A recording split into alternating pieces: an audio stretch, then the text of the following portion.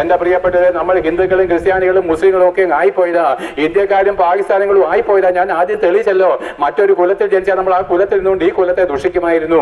എന്നാൽ പ്രിയപ്പെട്ടവരെ, ആ യേശു ക്രിസ്തു ഇറങ്ങി വന്ന് നമ്മുടെ എല്ലാവരുടെയും പാപം ചുമന്നത് വഴി പാപത്തിന്റെ ശമ്പളം മരണമാണെന്നുള്ള ദൈവകോടതിയുടെ മുമ്പിൽ നമുക്കെല്ലാവർക്കും പകരക്കാരനായിട്ട് അവൻ മരിക്കുകയാണ്. എനിക്ക് വേണ്ടിയിട്ടും നിങ്ങൾക്ക് വേണ്ടിയിട്ടും ഓരോ വ്യക്തിക്ക് വേണ്ടി, ഇനി ജനിക്കാനുള്ളവർക്ക് വേണ്ടിയും ജനിച്ചവർക്ക് വേണ്ടിയും മരിച്ചവർക്ക് വേണ്ടിയും ഇട്ടെല്ലാം അവൻ മരിച്ചു പ്രിയപ്പെട്ടവരെ. എന്നാൽ ആരത് വിശ്വസിക്കുന്നു? അവന്റെ ശരീരം അടിയേറ്റ് തകർക്കപ്പെട്ടു. അവൻ നമ്മുടെ പാപഭാരമായിരിക്കുന്ന മരക്കുരിശിൽ 2 കള്ളന്മാരുടെ മധ്യേ തൂക്കപ്പെട്ടു. ഈ ഭൂമിയിലെ ഏറ്റവും മനോഹരമായിരിക്കുന്ന അവസ്ഥ എന്താണെന്ന് അറിയാമോ?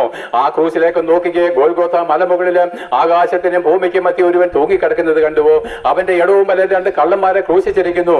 അതിക്രമക്കാരോടുകൂടി അവനെ എണ്ണി എന്നുള്ള തിരുവചനത്തിനൊത്തവണ്ണം ഈ ലോകത്തിലെ മനോഹരമായിരിക്കുന്ന കാഴ്ച മാത്രമാണ് നിങ്ങൾക്ക് ആശ്വാസം. ഈ ക്രിസ്തുവിൽ നിങ്ങൾക്ക് രോഗസൗഖ്യമുണ്ട്, ഈ ക്രിസ്തുവിൽ പാപമോചനമുണ്ട്, ഈ ക്രിസ്തുവിൽ എന്താണ്? നിങ്ങളുടെ എല്ലാ ചോദ്യങ്ങൾക്കും ഉത്തരവുണ്ട്. നിങ്ങളുടെ ആത്മാവിന്റെ തൃപ്തി വരുത്തുവാൻ യേശു ക്രിസ്തുവിന് മാത്രമേ കഴിയൂ.